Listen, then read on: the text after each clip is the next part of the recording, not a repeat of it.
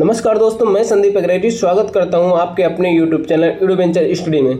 दोस्तों, जैसा कि आप लोग जानते हैं, हम लोग आरआरबी ग्रुप डी के प्रीवियस ईयर में आए हुए क्वेश्चन को सॉल्व कर रहे हैं। उसी क्रम में आज 30 अगस्त 2022 के सेकेंड शिफ्ट में आए हुए मैथ के क्वेश्चन को सॉल्व करेंगे। मेरा पहला क्वेश्चन है, एक बेलन के आधार की त्रिज्या 5 सेंटीमीटर और ऊंचाई 7 सेंटीमीटर है। बेलन का आयतन ज्ञात कीजिए।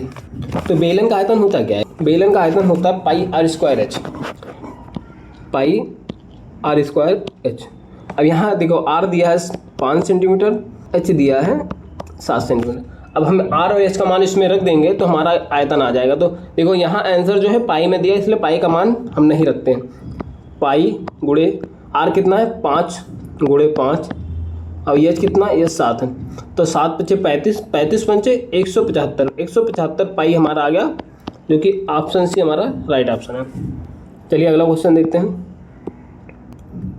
जैसे आप लोग से यहाँ बेलन का साथ में वक्रपृष्ठ पूछ लेता है, तो बेलन का वक्रपृष्ठ क्या होता है? बेलन का वक्रपृष्ठ का फार्मूला होता है 2 पाई आर एच। और साथ ही साथ संपूर्ण पृष्ठ पूछता है, तो संपूर्ण पृष्ठ का फार्मूला होता है 2 pi r into h plus r. ये हमारा संपूर्ण पृष्ठ का क्षेत्रफल होता है। चलिए अगला क्वेश्चन देखते हैं। दो संख्याओं का योग 27 है। एक संख्या का 5 गुना दूसरी संख्या के 4 गुने के बराबर है। इन दोनों संख्याओं में से छोटी संख्या ज्ञात कीजिए। ठीक, दो संख्याओं में एक को a मान लिया, एक को b मान लिया। a प्लस b बराबर दिया कितना? 27 दिया है। ठीक, और दूसरी कंडीशन क्या है? एक संख्या का 5 गुना और दूसरी संख्या के 4 गुने के बराबर है। तो मतलब अगर मैंने a का 5 गुना ले लिया, a का 5 गुना b के 4 गुने के बराबर है, ये तो दे रहा है। ठीक, तो एक तरीका यहाँ है कि इसका अनुपात में बना लो, या यहाँ से a या b का मान कोई भी निकाल के ऊपर वाले समीकरण में रख दो। तो मैं a का मान निकालता हूँ, a बराबर 4b बटे में 5। ठीक, अब a का मान हम यहाँ रखेंगे तो हमारा क्या आएगा? देखिए 4b अपन में 5 प्लस b बराबर 27। अब इसका हम एलसीएम लेंगे तो हमारा क्या आएगा? 4b plus 5b। ये 5 का गुणा इधर हो जाएगा, 27 पंचे 7 पचे 35, 5 दूनी 10 3 13, 135 आएगा ये। अब देखिए 5 4 9, ये 9 बी हो जाएगा। 9 बी बराबर 135। तो बी बराबर क्या आ जाएगा हमारा? 135 बटे में 9। अब इसको 9 से काटेंगे तो 9 1 के 9, 9 पचे 45। बी बराबर हमारा हो जाएगा 15। तो बी बराबर 15 है, तो ए बराबर कितना हो जाएगा? ए बराबर 12 आ जाएगा, क्योंकि दोनों का योग 27 है। तो हमें बताना क्या है? दोनों में से छोटी संख्या। तो छोटी संख्या हमारा क्या है? 12 है। या इसका एक तरीका ये भी है कि यहाँ देखिए, यहाँ 5a बराबर 4 भी दिया है, तो यहाँ a अनुपाते b बराबर क्या आ जाएगा? a अनुपाते b बराबर हमारा हो जाएगा 4:5।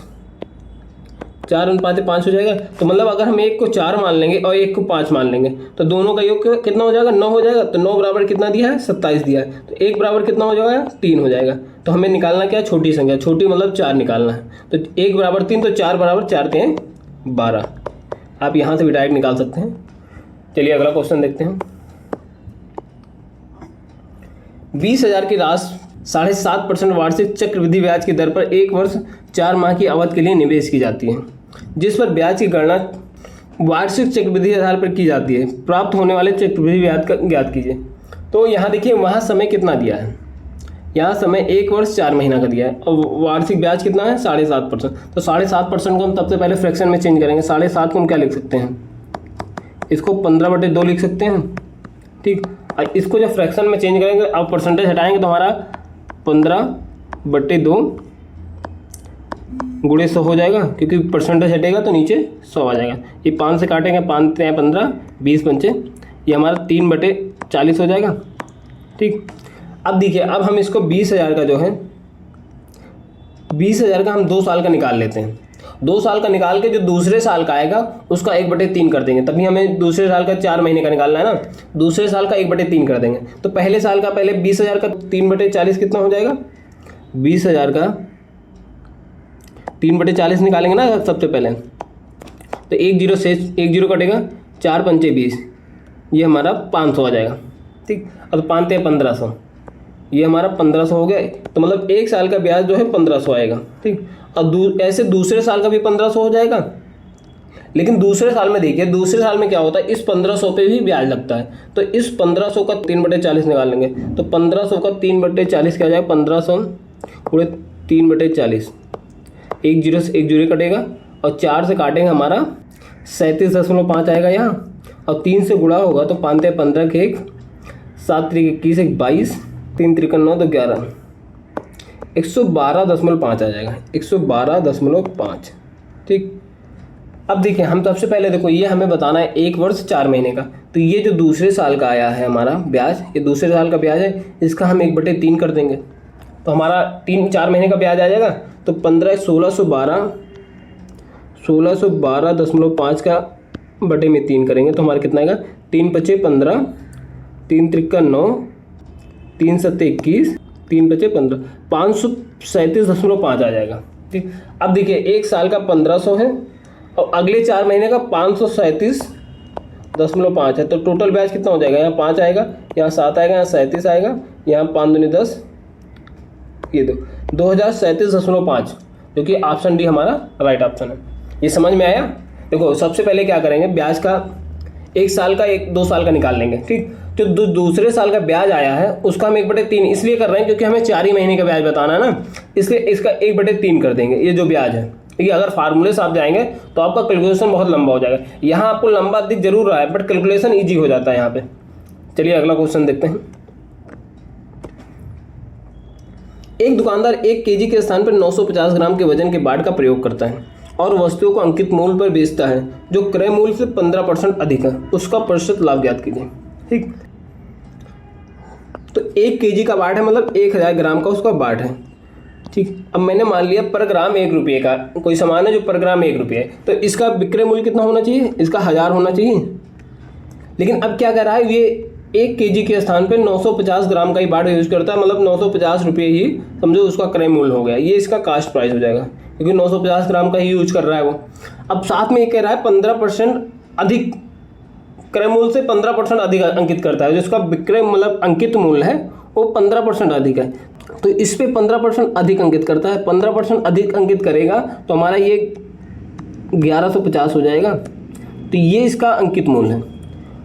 तो अंकित मूल्य और क्रय मूल्य के बीच में कितना का डिफरेंस है, 200 का डिफरेंस है हमारा। ठीक, तो हमें परसेंटेज बताना है ना, परसेंटेज लाभ बताना ना, 200 का डिफरेंस है, कितने पे डिफरेंस है हमारा 950 पे, क्योंकि उसका क्रय मूल्य तो 950 ही है, गुणे परसेंटेज बनाने के लिए 100, 1 जीरो से 1 जीरो कटेंगे, 5 से काटे 5 19 में, अब 5 चौका ये 40, मतलब आ गया 400/19। अब हम 19 से काटेंगे तो 19 दूना 38, हासिल आई 2, 19 के 19, 21 से ही 1/19 परसेंटेज हमारा आंसर आएगा, जो कि ऑप्शन डी हमारा राइट ऑप्शन है। चलिए अगला क्वेश्चन देखते हैं। एक कक्षा के 2 सेक्शन ए और बी हैं जिसमें विद्यार्थियों की संख्या क्रमशः 40 और 50 है। इस सेक्शन ए के विद्यार्थियों का औसत वजन 36 kg है और सेक्शन बी के विद्यार्थियों का औसत वजन 45 kg है, तो पूरी कक्षा का औसत वजन ज्ञात करिए। तो सबसे पहले एक तरीका है, सिंपल मेथड क्या है कि ए का क्या कह रहा है, ए में विद्यार्थियों की संख्या 40 है और बी में 50 है। ए का जो है औसत वजन कितना 36 है, तो टोटल योग कितना हो जाएगा, टोटल वजन कितना हो जाएगा मतलब सेक्शन ए के विद्यार्थियों का, क्योंकि एक औसत है 36 और संख्या कितनी है 40 है। ठीक, ऐसे बी का क्या है, बी का है औसत वजन है 45 और संख्या कितनी है, संख्या 50, इनका योग हम निकाल लेंगे तो ये हो जाएगा 0, 4 छंग 24 के 4 हासिल 2, 4 3 12 2 14, 1440 और ये कितना आ जाएगा 25, 5 चौक 20 2 22, 2250। ठीक, अब इनका हम योग निकाल लेंगे, योग निकाल के दोनों के योग से हम भाग कर देंगे, योग निकाल के 90 से भाग कर देंगे, हमारा पूरी क्लास का औसत वजन आ जाएगा ना, तो 0 5 4 9 4 2 6 3। अब ये टोटल योग आ गया, दोनों कक्षाओं के विद्यार्थियों का योग आ गया। अब बटे में टोटल विद्यार्थी कितना है 90 है, तो 90 से भाग करेंगे 9, 9 चौक 36, 9 के 9 41 आ जाएगा हमारा आंसर, जो कि ऑप्शन बी राइट ऑप्शन है। एक तरीका इसका ये भी है कि देखिए हम पहले से मान लेते हैं एवरेज एक 40, इसका औसत वजन 40 है, मतलब विद्यार्थी की औसत वजन 40 है। अगर हम 40 होता, सेक्शन ए है उसमें 40 विद्यार्थी हैं और सबका औसत वजन कितना 36 है, तो उनमें अगर 40 होता तो कितना वृद्धि हो जाती है, योग में कितना वृद्धि आ जाएगा, 1 पे 4 का बढ़ जा रहा तो 40 पे 160 बढ़ जाते हैं, योग जो है 160 बढ़ जाता। ऐसे सेक्शन बी जो है, सेक्शन बी का औसत वजन कितना है 45 है, हमने माना कितना है 40 माना, मतलब हर किसी का 5 kg वजन घट जा रहा है। तो 5 kg वजन हर किसी का घट रहा है, तो 50 लोग का कितना घटेगा, 50 गुणे 5, 250 घट जाएगा। अब दोनों का अंतर देख लीजिए, दोनों का अंतर कितना है, 90 है। अब टोटल स्टूडेंट कितने हैं, 90 ही तो हैं। तो मतलब कि हमारा एक जो है ये 40 में जुड़ जाएगा, 40 + 1 यहाँ से 41 आ जाएगा। तो आप इस तरह भी लगा सकते हैं, आपको जो मेथड समझ में आए उससे लगा लीजिएगा। चलिए अगला क्वेश्चन देखते हैं। यदि 15 और -16 एक द्विघात समीकरण के मूल हैं, तो यह समीकरण है। तो किसी द्विघात समीकरण का अगर 2 मूल दिया है तो हमें समीकरण बनाने का फार्मूला क्या होता है, x² - अल्फा + बीटा मूलों का योग × x + मूलों का गुणनफल बराबर में 0। अब x² मूलों का योग कर देंगे तो मूल 1 मूल 15 है, यहाँ माइनस है, और दूसरा क्या है -16 × x + 1 है 15, 1 है -16 बराबर 0। ठीक, अब x² यहाँ से -16 + 15, ये -1 आएगा तो -1 बाहर आएगा तो ये प्लस हो जाएगा, प्लस का x बचेगा प्लस, यहाँ देखिए माइनस है तो माइनस बाहर आ जाएगा, इससे माइनस। तो 15 छक्का 90, 15 के 15 9 24 240 बराबर 0। तो हमारा आंसर क्या आ गया, x² + x - 240। ऑप्शन बी हमारा राइट ऑप्शन है। चलिए अगला क्वेश्चन देखते हैं। यदि x + 1/x बराबर 42 तो x³ + 1/x³ का मान ज्ञात कीजिए। तो पिछले स्टेटमेंट में हमने बताया इसका डायरेक्ट फार्मूला होता है। अब इसको डायरेक्ट यहाँ से लिख सकते हैं p³ - 3p। अब p जो है हमारा, ये वैल्यू जो है p है, यहाँ p का मान डायरेक्ट रख सकते हम इसको आंसर निकाल सकते हैं। तो p कितना है, यह एक तरीका है, इसका क्यूब कर दीजिए। इसका हम x + 1/x का होल क्यूब करेंगे बराबर 42 का क्यूब आ जाएगा। अब इसको ओपन करेंगे, x³ + 1/x³ + 3 × x × 1/x, x से x कटेगा, यहाँ आएगा प्लस x + 1/x बराबर 42 का क्यूब। अब यहाँ इसका मान निकालना है तो x³ + 1/x³, ये इसके स्थान पे हम 42 लिख सकते हैं। तो ये उधर जाएगा, तो ये प्लस का 3 है, उधर जाएगा माइनस का हो जाएगा बराबर 42 का क्यूब -3 × 42। देखिए जो हमने ये डायरेक्ट फार्मूला लिखा है, इतना आपको इतना सॉल्व करने की ज़रूरत नहीं पड़ेगी, तो ये आप याद रख सकते हैं। अब p का क्यूब मतलब 42 का क्यूब, 42 का क्यूब -3 × 42 का क्यूब निकाल के गुणा करके हम सॉल्व कर सकते हैं। या एक तरीका, पहले 42 इसमें कॉमन ले लीजिए, तो 42 कॉमन लेंगे तो 42 का स्क्वायर -3 बचेगा। अब इसको सॉल्व कर लीजिए, थोड़ा सा छोटा हो जाएगा। तो 42 का स्क्वायर कितना होता है, 42 गुणे 1764 -3, 1764 42 गुणे 1764 में से -3 करेंगे तो 1761 आएगा। अब 1761 गुणे 42 कर देंगे, हमारा 73,962 आ जाएगा, 73,962 आंसर हो जाएगा, जो कि ऑप्शन बी हमारा राइट ऑप्शन है। चलिए अगला क्वेश्चन देखते हैं। यदि 49/x = x = 81 और 64/y = y = 169 है, जहाँ x और y दोनों प्राकृतिक संख्या है, तो 2x + 3y का मान ज्ञात कीजिए। तो सबसे पहले हम x y का मान निकालेंगे। तो देखिए इसका तरीका क्या होता है, इसका अंदर का अंदर गुणा, बाहर का बाहर गुणा। तो x × x हो जाएगा हमारा 49 × 81। ठीक, अब देखिए ये x² है तो हम सीधा इसका रूट ले लेंगे, तो x बराबर आ जाएगा 49 का रूट क्या होता है 7 होगा, और 81 का 9 होगा, तो x बराबर 9 × 7 63 आ जाएगा। ठीक, ऐसे हम y का निकाल लेंगे। y का क्या आएगा, y × y बराबर में 64 × 169। ठीक, अब y अगर यहाँ भी रूट लेंगे तो y का मान क्या आ जाएगा, ये 8 का स्क्वायर है और ये 13 का स्क्वायर है, तो 13 × 8 104, y बराबर 104 आ गया। हमें निकालना क्या है, 2x + 3y का मान निकालना है। तो 2 × 63 + 3 × 104, अब इसका 63 दूना 126 प्लस 104 का 3 से गुणा करेंगे, आएगा हमारा 312। अब इसको जोड़ेंगे, हमारा 6 2 8 3 4 438 आ जाएगा, जो कि ऑप्शन सी हमारा राइट ऑप्शन है। चलिए अगला क्वेश्चन देखते हैं। एक कक्षा के 35 विद्यार्थियों का औसत आय 15 वर्ष है, ठीक है। 35 का औसत आय 15 दिया है, तो इनका योग हो जाएगा, इसका हम गुणा कर लेंगे। जब शिक्षक की आय को शामिल किया जाता है तो औसत आय 1 वर्ष बढ़ जाती है। तो शिक्षक की आय ज्ञात कीजिए। औसत आय 1 वर्ष बढ़ गई, मतलब 15 का वो 16 हो गया। और संख्या कितनी बढ़ी है? 35 पहले थे, एक शिक्षक बढ़ गया तो 36 हो गए टोटल। अब यह इसका गुणा करके, इन दोनों का गुणा करके माइनस कर देंगे तो हमारा शिक्षक की आय, क्योंकि ये इसमें 35 विद्यार्थी हैं, इसमें 35 विद्यार्थी प्लस एक शिक्षक है, तो हम इसका गुणा कर देंगे। 5 7 बजे 15 45, 525 आ जाएगा ये। और ये कितना आएगा? ये 576 आ जाएगा। अब हम 576 में से अगर हम 525 घटा देंगे तो हमारा शिक्षक का उम्र आ जाएगी। तो एक यहाँ आएगा 5, 51 वर्ष आ जाएगा। शिक्षक की उम्र कितना होगा? 51 वर्ष हो गई। या एक तरीका है, देखिए पहले कितना लोग थे? 35 लोग थे, उनकी औसत आय कितना थी? 15 थी। उसके बाद जब एक शिक्षक इसमें जुड़ गया प्लस एक शिक्षक, तो ये 36 हो गए, लेकिन औसत आय कितना हो गई? 16 हो गई। मतलब कि अगर 16 होने का मतलब क्या है कि जो 35 विद्यार्थी पहले थे उनकी औसत आय 15 थी, सब में एक बढ़ गई, सब में एक बढ़ गई। तो मैं 35 के 35 लोग का उम्र जो है 1 वर्ष बढ़ गया। तो मैं 35 कम से कम विद्यार्थी शिक्षक तो इतना लाया होगा अपने साथ में अपनी आय कि वो 35 लोगों को 35 दान कर सके, उसके बाद भी उसके पास 16 बचा रह जाए, क्योंकि ओवरऑल की क्या हो रहा है, औसत आय 16 हो जा रही है ना, तो उसके पास भी 16 रह जाता है और 35 और लोगों को भी दे देता है। तो 35 और 16 51, कि वो शिक्षक आता है, सबको एक साल सबको बराबर बांट देता है 35 लोग को, साथ में अपने पास भी 1 साल रखता है, कि मतलब अपने पास भी 16 साल रखता है कि सबके बराबर ही रहे। तो 16 उसके पास बचा रहता और 35 उसने दान कर दिया, तो टोटल आय कितनी हो जाएगी? 51 वर्ष।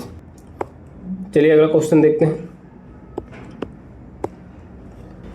तो अगला क्वेश्चन क्या है हमारा कि 3 - 2 2 - 3 P - 4 शीर्षों वाले एक त्रिभुज का क्षेत्रफल 8 वर्ग इकाई है, तो P का मान ज्ञात कीजिए।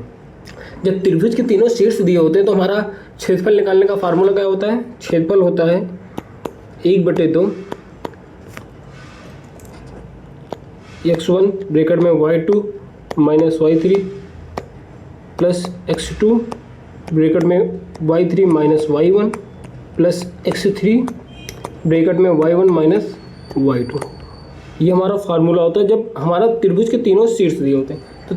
तो तीनों शीर्ष क्या है? ये ऊपर देखिए, ये x1 है, ये y1 है, ये x2 है, ये y2 है, और ये x3 है, ये y3 है। ठीक, अब हम x1 x2 x3 का मान रख देंगे तो हमारा देखिए a बराबर कितना था? क्षेत्रफल कितना है? 8 इकाई है, तो 8 बराबर 1/2। x1 कितना है? 3 है। y2 कितना दिया है? y2 हमारा दिया -3, तो -3। y3 कितना दिया? -4, तो माइनस का पहले से है तो -4 प्लस का 4 हो जाएगा, प्लस x2 कितना है? 2 है, और y3 -4 माइनस y1, तो पहले से ही माइनस है, और -2 प्लस 2, और x3 कितना है? p दिया है, और y1 दिया -2, और y2 -3 प्लस का 3 हो जाएगा। ठीक है, बराबर निकालेंगे तो 8 बराबर हो जाएगा। हम देखिए 2 का गुणा इधर कर देंगे तो ये 8 दूनी 16 हो जाएगा। तो 16 बराबर, देखिए यहाँ देखिए -3 प्लस का 4 बचेगा क्या? 1 बचेगा, तो 1 का गुणा 3 में होगा 3 आएगा। ऐसे ही यहाँ -4 प्लस का 2 बचेगा क्या? -2 -4। यहाँ देखिए -2 प्लस का 3 बचेगा 1, तो प्लस का p। ठीक, अब यहाँ देखिए, तो यहाँ देखिए 4 -4 में से प्लस का 3 जाएगा तो बचेगा -1, और -1 इधर जाएगा तो हमारा प्लस का 1 हो जाएगा, तो p बराबर आ जाएगा 16 + 1 = 17, जो कि ऑप्शन ए हमारा राइट ऑप्शन है। चलिए अगला क्वेश्चन देखते हैं। निम्नांकित लाइन ग्राफ कुछ वर्षों के दौरान 3 अलग अलग कंपनियों अर्थात ए, बी, सी द्वारा किए गए लैपटॉप के उत्पादन को दर्शाता है। लाइन ग्राफ का अध्ययन कीजिए और पूछे गए प्रश्न का उत्तर दीजिए। नीचे देखिए क्या कह रहा है, किस वर्ष के दौरान कंपनी ए के उत्पादन के सापेक्ष कंपनी सी के उत्पादन का प्रतिशत न्यूनतम था। तो ए के सापेक्ष सी का उत्पादन का प्रतिशत निकालना है, और पहले ऑप्शन देख लीजिए। ऑप्शन में क्या है? 17 है, 12 है, 16 है और 14 है। तो यहाँ देखिए, यहाँ हमारा ए कौन सा है? ए हमारा ब्लू लाइन है और सी जो है ब्लैक लाइन है। ठीक, तो 2017 में देख लेते हैं। 2017 में क्या हुआ? 2017 में हमारा सी का जो उत्पादन है 45 है और ए का उत्पादन 55, तो सी का 45, ए का 55। ठीक, और परसेंटेज में निकालने के लिए गुणे 100 कर देंगे। अभी हम इसको सॉल्व करेंगे। अगला देख लेते हैं 2016, 2012, तो 12 इसमें है ही नहीं, तो 12 ऑप्शन वैसे नहीं होगा। 2014 भी नहीं है, ठीक। 16 का देख लेते हैं। 2016 का जो है, 2016 में क्या है कि सी जो है 45 है और ए जो है 60 है, तो 45/60, ठीक, गुणे 100 कर देंगे। अब इसको सॉल्व करेंगे, 9 × 5 = 45, 11 × 5 = 55, 900 बटे यहाँ 11 आ जाएगा। तो 11 से भाग करेंगे तो ये 11 × 8 = 88, 11 81 दशमलव समथिंग आ जाएगा।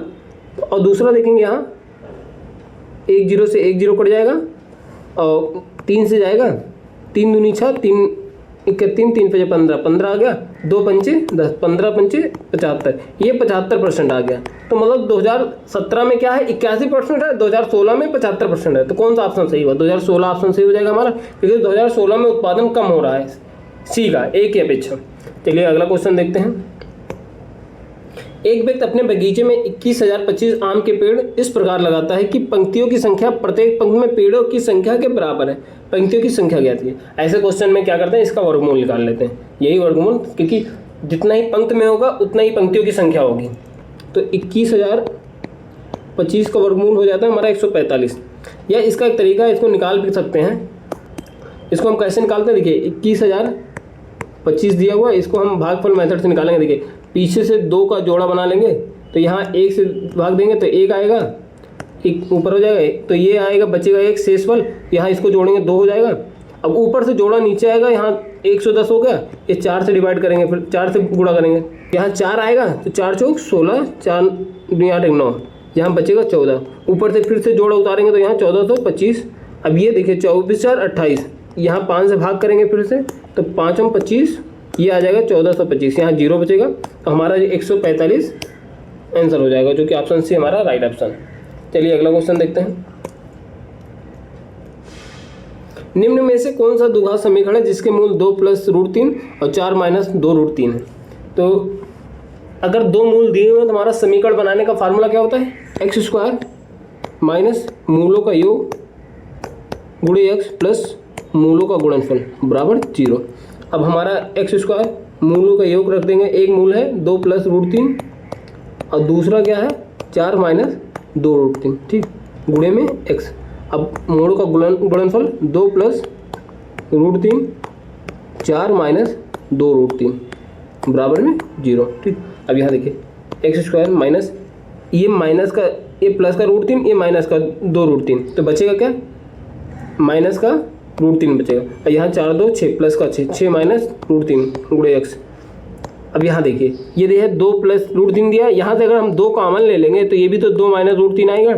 तो ये फार्मूला क्या बन रहा है, a + b a - b। तो a + b a - b बराबर क्या होता है, a² - b²। a² मतलब 2 का स्क्वायर माइनस √3 का स्क्वायर बराबर 0। तो x² - 6 √3 इंटू x प्लस 2 दूनी 4 और ये 3 बचेगा, 4 में से 3 जाएगा, 1 आएगा, तो यहाँ 2 का गुणा 1 में होगा, 2 ही आ जाएगा, तो बराबर 0। ये हमारा द्विघात समीकरण हो जाएगा, जो कि option b option right option है। चलिए अगला क्वेश्चन देखते हैं।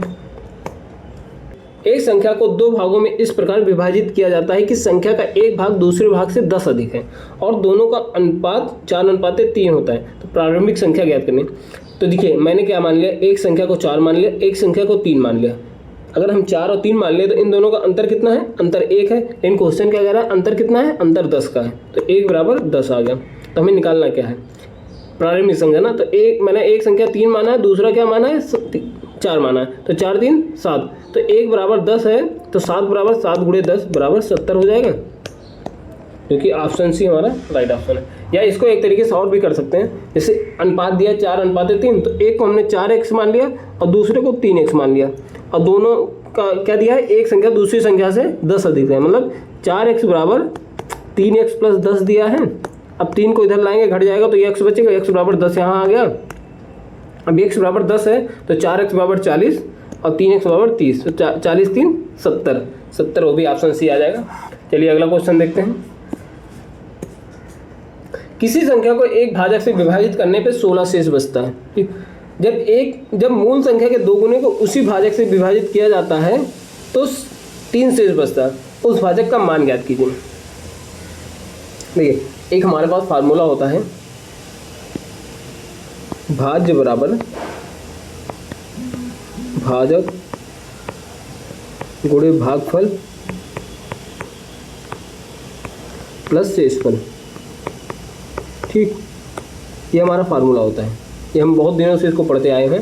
तो भाज्य तो संख्या है, भाज्य को n मान लिया और भाजक को d मान लिया और इसको भागफल को x मान लिया और शेषफल हमारा कितना है 16 है। तो हमारा संख्या आ गई dx प्लस 16। अगर इसी संख्या का 2 गुना, क्या कह रहा है, इसी संख्या का 2 गुना कर दिया जाए, इस संख्या का 2 गुना करेंगे तो 2n हो जाएगा। तो 2n बराबर हमारा क्या हो जाएगा, 2dx प्लस 16 हो जाएगा। तो बराबर क्या आ जाएगा, 2dx प्लस 32। यही तो संख्या बन गई हमारी 2 गुना। को किस संख्या से भाग दिया जाए कि शेषफल 3 बच जाए। अब इसमें कैसी संख्या से भाग दें कि हमारा शेषफल 3 आ जाए। देखिए ये तो ऑलरेडी भागफल में है, मतलब उसके डिवाइडर से भागफल में ही है। ठीक, अब यही जो बची संख्या, अलग वाली जो बची संख्या, यही वाली जो एक्स्ट्रा संख्या है जिसमें हमें ऐसे संख्या से भाग करना है जो हमारा भाग, जिससे भाग देने में हमारा शेषफल 3 बच जाए। तो हम 32 में ऐसे किस संख्या से भाग दें कि हमारा शेषफल 3 आ जाए। तो वो संख्या 29 नहीं होगी। अगर 29 से हम भाग करेंगे तो शेषफल 3 नहीं आएगा। तो हमारा ऑप्शन भी हो जाएगा, सही आंसर हो जाएगा। चलिए अगला क्वेश्चन देखते हैं। दी गई तालिका विभिन्न विषयों में एएस लेवल तथा कक्षा के 5 छात्रों द्वारा प्राप्त अंकों को दर्शाती है। तालिका का अध्ययन कीजिए और पूछे गए प्रश्न का उत्तर दीजिए।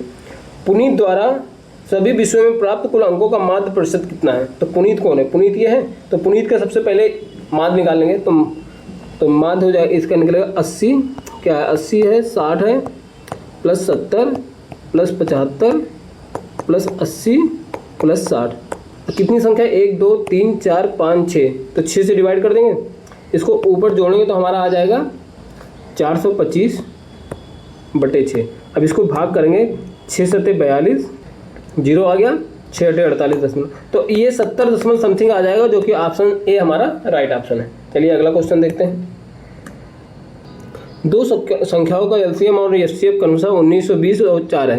यदि एक संख्या 60 है तो दूसरी संख्या ज्ञात कीजिए। तो दो संख्याओं का गुणनफल का फार्मूला क्या होता है, दो संख्याओं का गुणनफल होता है, दोनों संख्याओं का गुणनफल बराबर एचसीएफ गुणे एलसीएम, ये हमारा फार्मूला होता है। तो अब हमारा एक संख्या दी है 60, दूसरी संख्या को मैंने x मान लिया, एचसीएफ दिया है 4 और एलसीएम दिया 1920। अभी x बराबर हो जाएगा 4 गुणे 1920 बटे में 60, 0 से 0 कट जाएगा और 6 से काटेंगे, 6 त्रिक 18, 6 दूनी 12 आएगा। x बराबर 4 गुणे 32 और 32 चौका 128, क्योंकि ऑप्शन बी हमारा राइट ऑप्शन हो जाएगा। चलिए अगला क्वेश्चन देखते हैं। यदि एक व्यक्ति एक निश्चित दूरी को 5 किलोमीटर प्रति आवर की चाल से तय करने में 36 मिनट का समय लेता है, तो उसके द्वारा तय की गई दूरी ज्ञात कीजिए। तो दूरी बराबर क्या होता है, दूरी बराबर चाल गुणे समय, ये हमारा फार्मूला होता है। अब चाल कितना है, 5 किलोमीटर प्रति आवर। देखिए एक प्रति आवर में दिया है, किलोमीटर प्रति आवर, और ये समय जो है मिनट में दिया है। तो इसको भी हम 36 मिनट को भी जो है हम घंटे में बनाने के लिए 60 से भाग कर देंगे। ठीक, तो अब ये 5 से कटे 12 पंचे 60 और 12 त्याएँ 36, हमारा क्या आ जाएगा 3 किलोमीटर दूरी आ जाएगी, जो कि ऑप्शन डी हमारा राइट ऑप्शन है। चलिए अगला क्वेश्चन देखते हैं। तो 0.5 गुणे 10.6 माइनस 0.2 गुणे 1.4 बटे 0.4 का मान ज्ञात कीजिए। तो देखिए इसमें कोई ऐसे ट्रिक बन नहीं रही कि a minus b a plus b ऐसा कुछ बने। तो इसमें हम सीधा क्या करेंगे कि गुणा कर लेते हैं, या इसमें सीधा हम गुणा ही कर देते हैं। देखिए 5 का गुणा हम 6 में करेंगे तो 5 6 30, ये 0 आ गया, तो 0 है 5 0 0 30 आ जाएगा, 5 1 5 530 आएगा। और देखिए दशमलव, एक दशमलव यहाँ लगा है, एक दशमलव, 2 अंकों में दशमलव लग जाएगा तो 5.30 आ जाएगा। अब माइनस में 14 दूना 28 होता है, 28 हो जाएगा। और दशमलव कितने स्थान पे लगेगा, 1 और 2, दशमलव 2 स्थानों पे दशमलव लग जाएगा और बटे में 0.4। अब 5.30 में से 0.28 हटाएंगे तो हमारा आएगा 5.02 बटे 0.4। अब यहाँ दशमलव हटाएंगे तो ऊपर 10 हो जाएगा और नीचे 100 हो जाएगा। ठीक, 1 0 से 1 0 काट दिया मैंने, ये बराबर आ जाएगा 502 बटे में 40। अब हम 4 से भाग करेंगे इसको, तो 4 दहाम 40 और 4 1 4, 4 दूनी 8, 4 पंचे 20, 4 पंचे 20, तो आ गया 125.5 बटे 10। अब 10 का ऊपर एक दशमलव लग जाएगा तो 5 5 हमारा आंसर हो जाएगा, जो कि ऑप्शन बी हमारा राइट ऑप्शन है। चलिए अगला क्वेश्चन देखते हैं। समांतर रेखाओं का एक युग्म एक तिर्यक रेखा के द्वारा इस प्रकार प्रक्षेप किया जाता है कि कोण 1 और कोण 2 एकांतर अंतः कोण युग्म बनाते हैं। यदि कोण 1 बराबर 35 अंश है तो कोण 2 का माप ज्ञात कीजिए। देखिए, दो पहली बार समांतर रेखा देख लिया ऐसा है, एक तिर्यक रेखा इसको कट कर रही है। अब बोल क्या रहा है, कोण 1 और कोण 2 एकांतर अंतः कोण युग्म बनाते हैं। तो एकांतर अंतः कोण युग्म क्या होता है, एक देखिए, एक कोण ये हो जाएगा और एक कोण ये हो जाएगा, ये एकांतर अंतः कोण है, एक कोण ये और एक कोण ये वाला, ठीक। ये एक कोण 1 और कोण 2 ये एकांतर अंतः कोण है। और हमेशा एकांतर अंतः कोण जो होते हैं वो बराबर होते हैं, मतलब कोण 1 बराबर हो जाएगा कोण 2 के। तो कोण 1 बराबर अगर कोण 2 है तो कोण 1 का मान 35 दिया तो कोण 2 का भी मान 35 होगा। तो ऑप्शन सी हमारा राइट ऑप्शन हो जाएगा। चलिए अगला क्वेश्चन देखते हैं। राधा और रमा की आयु का अंतर 6 वर्ष है और उनके आयु का योग 26 वर्ष है। राधा की आयु ज्ञात कीजिए यदि वह रमा से बड़ी है। अगर राधा बड़ी है तो हमने x माइनस वाई, राधा का एज x मान लिया, x राधा का है, x माइनस वाई बराबर 6 और x प्लस वाई बराबर 26।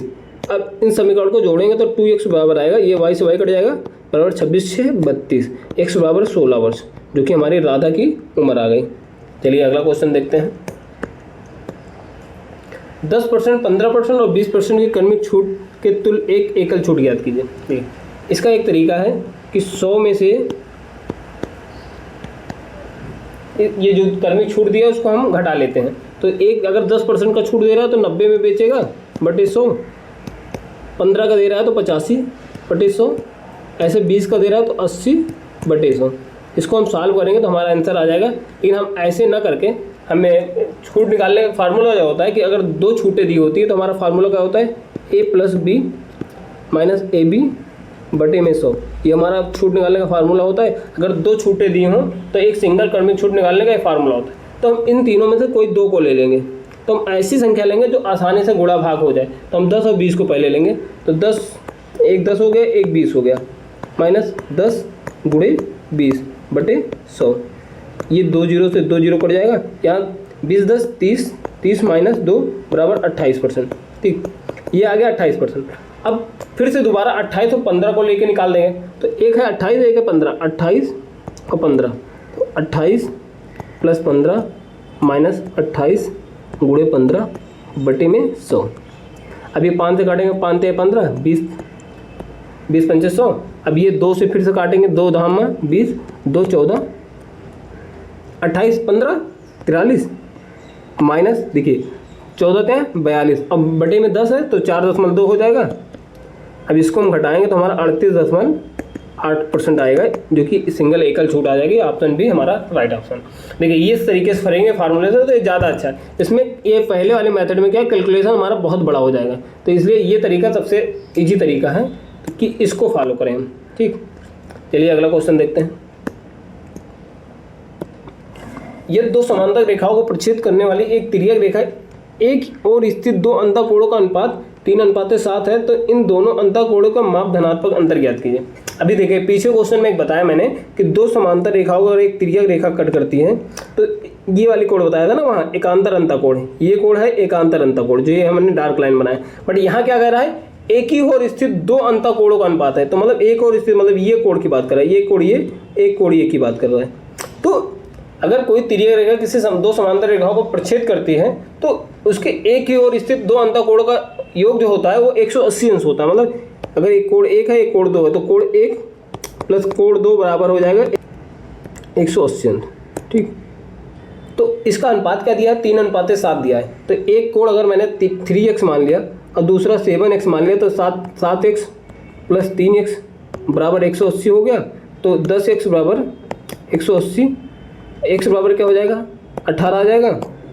अगर x बराबर 18 है तो हमें निकालना क्या है, दोनों कोणों का धनात्मक अंतर है। तो एक हमारा 7x है, दूसरा 3x है। तो 7x माइनस 3x बराबर 4x, x बराबर कितना 18, तो 4 गुणे 18 बराबर 18 चौक 72, जो कि ऑप्शन सी हमारा राइट ऑप्शन है। चलिए अगला क्वेश्चन देखते हैं।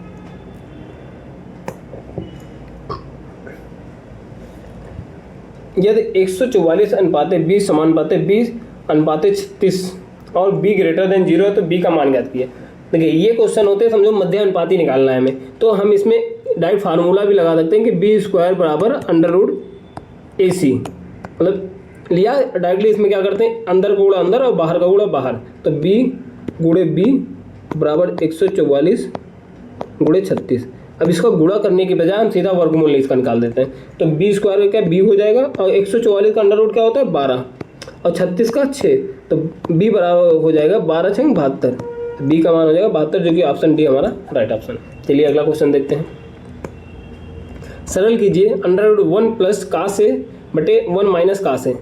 तो ऐसे क्वेश्चन में क्या करते हैं, इसका प्रमेयकरण कर देते हैं। प्रमेयकरण में करते क्या, जो नीचे दिया हुई संख्या है उसके अपोजिट साइन से ऊपर नीचे गुणा कर देते हैं। तो ये 1 माइनस कास अल्फा है, तो ऊपर हो जाएगा 1 प्लस कास अल्फा से गुणा, कास ए से गुणा सॉरी, और नीचे हो जाएगा 1 प्लस कास ए से गुणा। अब देखिए ये क्या बचेगा, अंडर रूट 1 प्लस कास ए का होल स्क्वायर बटे यहाँ हो जाएगा देखिए ए माइनस बी ए प्लस बी, तो ए स्क्वायर, एक का स्क्वायर एक और माइनस कास स्क्वायर अल्फा, ठीक ए सॉरी। अब देखिए हमारा एक फार्मूला होता है साइन स्क्वायर ए प्लस कास स्क्वायर ए बराबर 1 होता है। अब यहाँ से देखिए हम यहाँ साइन स्क्वायर ए बराबर क्या लिख सकते हैं, 1 माइनस कास स्क्वायर ए लिख सकते हैं। देखिए ये यही सेम लिखा हुआ है, तो देखिए ऊपर स्क्वायर में वो रूट के बाहर आ जाएगा 1 प्लस कास से बाहर आ जाएगा, और नीचे में क्या 1 माइनस कास स्क्वायर अल्फा को क्या लिख सकते हैं, साइन स्क्वायर लिख सकते हैं, ठीक।